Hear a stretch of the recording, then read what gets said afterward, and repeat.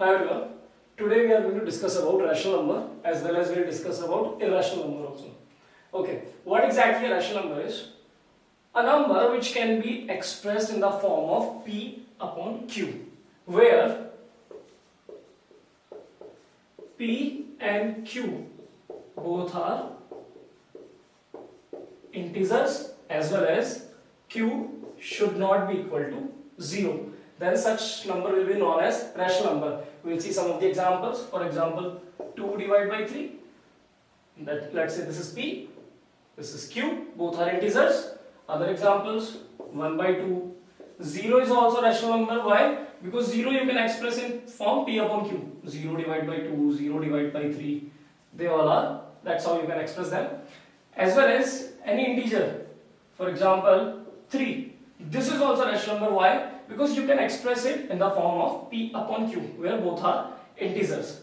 Negative numbers also, let's say minus 3, minus 5 upon 7, they all are rational numbers. Okay. What is irrational number? A number which is not rational or which you cannot express in the form of P upon Q. Such examples.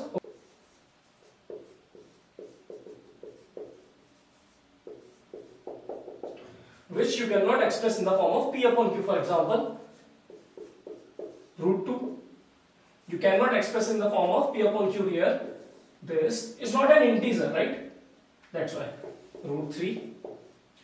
And one more information about irrational number. Non-terminating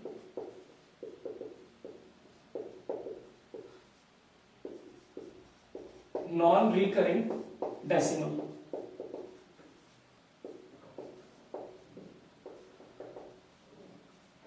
What is that? Which you cannot terminate, neither it will be recurring. How? We will see example of recurring first of all. For example, you have 31.77777. Here, after this decimal point, this number 7 is getting repeated now, it's so many times. You can express this in the form of rational number, in the form of P upon Q. But let's suppose if you are having one number, for example 1.02356 9, 8, 7, 6, 5 and so on. Now such kind of number where you are getting non-recurring decimal, so that is a perfect example of irrational number.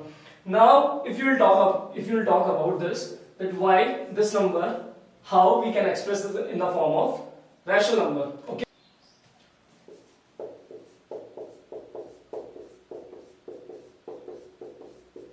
Let's suppose we are having this number. We have to convert this into the form of P divided by Q.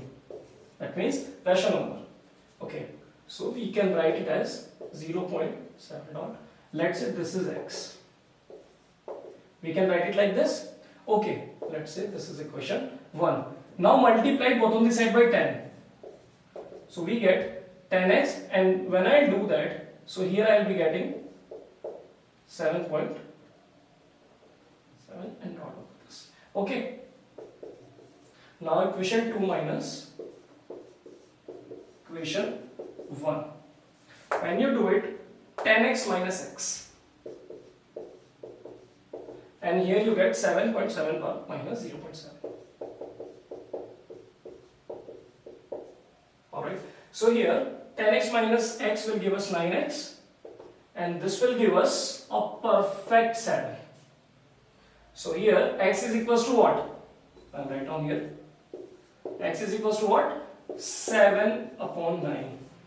What was x in the starting? So we can express this in this form. So we can say that when you are having recurring decimal, then it is a rational number. But examples that we have taken like 1.3569789 and so on. So such kind of example will be known as irrational number. So now we'll talk about properties of rational number. So when we talk about properties of rational numbers, first we have closure property. What is closure property? When we talk about addition, when you are going to add two integers and you will get a result, you will get a sum. The sum will also be a rational number. For example, if you are adding a plus b and you get a number c, then here A, B and C all are rational numbers. So that will happen with addition. So we can say rational numbers are closed under addition. When we talk about subtraction, then when you are going to subtract two rational numbers, let's say A and B, then the third number you should get, that will also be a rational number. So we can take example here, let's say 1 plus 2, we get 3, 1, 2, 3, all are rational number. 1 minus 2 is equal to 3. When you are subtracting two rational number, the result you are getting, this is also a rational number. This is also closed under subtraction. When we talk about multiplication, when you multiply two rational numbers, let's say you multiply 2 into 3, you get 6. So here all three numbers are rational number itself. When we talk about division, then let's check for it. For example, there is a rational number 2 and you divide it with 0. This is not defined. So this is not closed under division. Commutative property, you write A plus B when we talk about addition. You write A plus B or you write B plus A, that's the same thing. You are getting the same answer. A plus B is equals to B plus A. For example, you are writing 2 plus 3 or you write 3 plus 2. It's the same thing. So it is commutative under addition, commutative for addition. When we talk about subtraction, see here, that means A minus B is equals to B minus A. If it is possible, if you are getting the same answer, that means it will be commutative under subtraction. But that doesn't happen here. Why?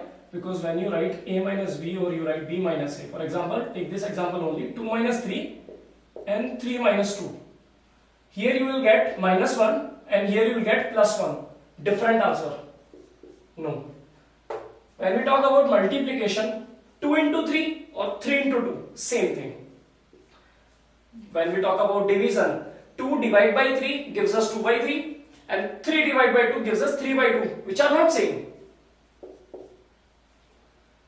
When we talk about associative property, it says associative when we talk about, that means A, B, C.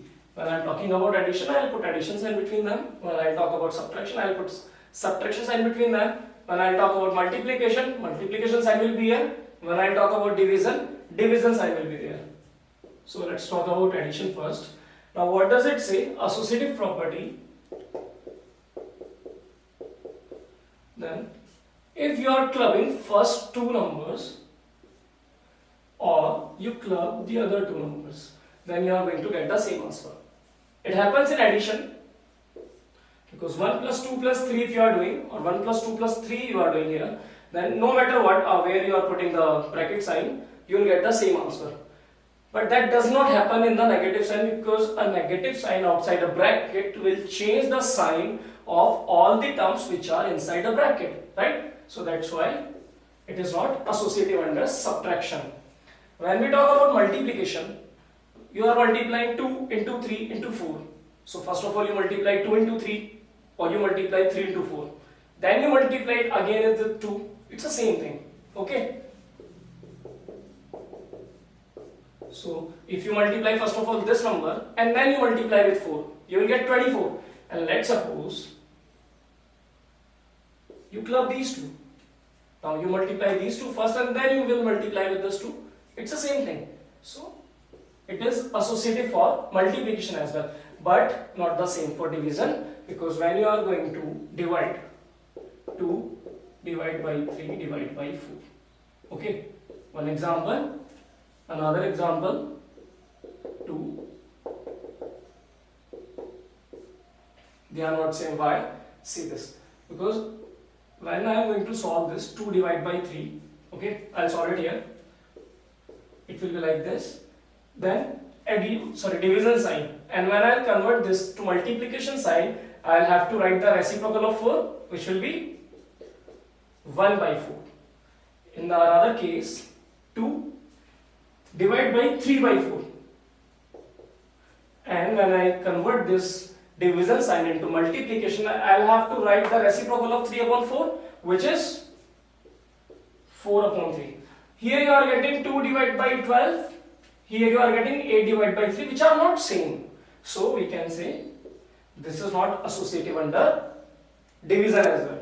Let's talk about distributive property. Okay. we have discussed closure property, commutative property, associative property. So they are same as we have discussed in our previous video of integers. Now distributive property, it is also same.